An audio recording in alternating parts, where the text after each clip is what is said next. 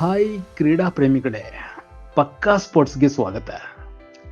ವಿಷಯ ಗೊತ್ತಲ್ಲ, ತವರಲ್ಲೇ ಈ ಥರ ಆದರೆ ಹೆಂಗೆ? ಅದು ರನ್ ರಾಶಿ ಹಾಕಬೇಕಾದ ಬ್ಯಾಟರ್ಗಳ ಪಾಲಿನ ಚಿನ್ನದಂತಹ ಚಿನ್ನಸ್ವಾಮಿ ಮೈದಾನದಲ್ಲಿ ಪದೇ ಪದೇ ಮೈ ಮರೆತ್ರೆ ಹೆಂಗೆ? ಇಲ್ಲಿ ಒಂದು ಸೋಲ ಅದು ಅಲ್ಲ, ಆಡಿದ ಎಲ್ಲ ಮ್ಯಾಚು ದೇವರಿಗೆ ಅಂದರೆ ಹಾಗಾದರೆ ರಾಜ್ಯದ ಮೂಲೆ ಮೂಲೆಯಿಂದ ಮಂದಾನ ಮಂದಿ ನೋಡೋಕೆ ಬಂದವ್ರಿಗೆ ಈ ಥರ ಆಟ ಕಂಡ್ರೆ ಅಯ್ಯೋ ಛೇ, ಇದಕ್ಕ ನಾವು ಬಂದಿರೋದು ಅಂತ ಅನಿಸ್ದೇ ಇರಲ್ಲ ಬಿಡಿ. RCB ಮ್ಯಾಚ್ ನಡೆಯುತ್ತೆ ಅಂದರೆ ಒಮ್ಮೆನಾ? ಅದು ಅಯ್ಯೋ, ಅದು ಮೆನ್ ಆಗಲಿ ವುಮೆನ್ ಆಗಲಿ, ಟಿಕೆಟ್ ಕಾಸಲ್ಲೇ ಬೇಳೆ ಬಯಸ್ಕೊಳ್ಳೋರಂತೂ ಇದ್ದೇ ಇರ್ತಾರೆ ಇಲ್ಲಿ. ಅಲ್ಲಿ ಮೈದಾನದ ಹತ್ರ ಹೋಗ್ಬೇಕು, ಗೊತ್ತಾಗತ್ತೆ ನಿಮಗೆ. ಟಿಕೆಟ್ಗೆ ನ್ಯಾಯಯುತವಾಗಿ ಇರೋ ಕಾಸ್ಗೆ ಟಿಕೆಟ್ ತಗೊಳ್ಳೋ ಮುಂದಿಗೆ ಬುಕ್ ಮೈ ಶೋ ನೋಡಿ ಅಂತಾರೆ, ಅಲ್ಲಿ ಸಿಗುತ್ತೆ ಅಂತಾರೆ. ಅಲ್ಲಿ ಚಿಟಿಕೆ ಹೊಡೆಯೋಷ್ಟರಲ್ಲಿ ಸೋಲ್ಡ್ ಔಟ್ ಆಗಿರುತ್ತೆ. ಇನ್ನು ದೊಡ್ಡವರು ದುಡ್ಡಿದ್ದವರು, ಕಾಂಟ್ಯಾಕ್ಟು ಅದು ಇದು ಇದ್ದವರು ಟಿಕೆಟ್ ಇಸ್ಕೊಂಡು ಎಲ್ಲೆಲ್ಲಿ ಬೇಕೋ ಅಲ್ಲಲ್ಲಿ ಕೂತ್ಕೊಂಡು ಮ್ಯಾಚ್ ನೋಡ್ತಾರೆ.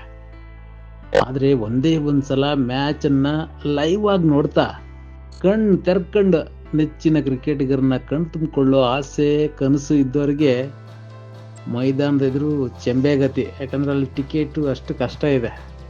ಅಂಥ ಮ್ಯಾಚನ್ನು ನೋಡೋಕೆ ಹೋಗ್ತಾರೆ, ಆದರೆ ಸಿಗೋದು ಬರೀ ನಿರಾಸೆ.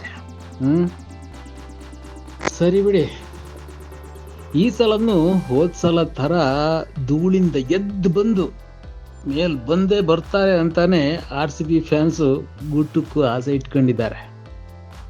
ಆದರೆ ಬೇರೆ ಟೀಮ್ ಎಲ್ಲರೂ ಬಂದು ಚಿನ್ನಸ್ವಾಮಿ ಮೈದಾನಕ್ಕೆ ಬಂದು ಮ್ಯಾಚ್ ಕಸ್ಕೊಂಡು ಹೋಗ್ಬಿಡ್ತಿದ್ದಾರೆ. ಆಯ್ತು, ಅದು ಮುಗೀತದ ಕತೆ. 4-4 ಸೋಲು ಎಲ್ಲೇ ಚಿನ್ನಸ್ವಾಮಿ ಸ್ಟೇಡಿಯಮಲ್ಲಿ. ಫ್ಯಾನ್ಸ್ ಗತಿ ಏನು? ಹಾಗಾದರೆ RCB ಮತ್ತದೇ ಫೇಲ್ಯೂರ್ ಕಾಣ್ತಿರೋದು ಯಾಕೆ ಈ ಸಲ? ಕಳ್ಸಲ್ ಥರ ಟೀಮ್ ಸ್ಟ್ರಾಂಗ್ ಇಲ್ವಾ?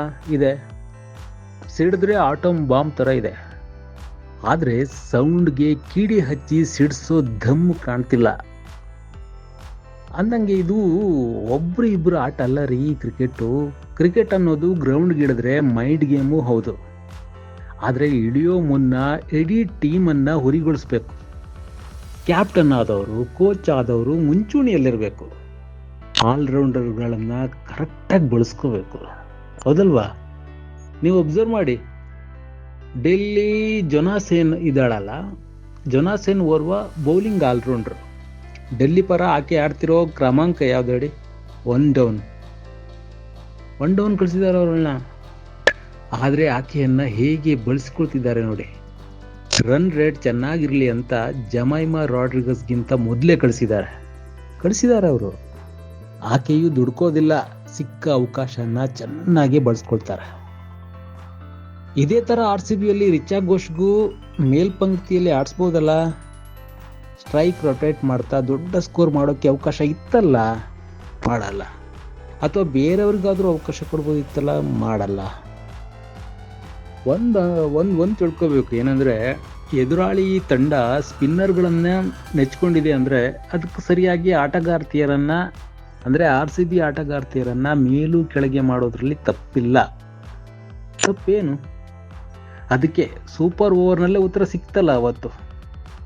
ಪೆರ್ರಿ ತನ್ನ ರಕ್ತ ಬಸಿದು ದೊಡ್ಡ ಇನ್ನಿಂಗ್ಸ್ ಆಡಿನೂ ಸಹ ಕೊನೆಗೆ ಸೂಪರ್ ಓವರಲ್ಲಿ ಆಕೆನೇ ಆಡದೆ ಕನಿಷ್ಠ 8 ರನ್ ಕೂಡ ಕಷ್ಟ ಆಗಿ ಸೋತಿದ್ದು ದೊಡ್ಡ ಹೊಡೆತ.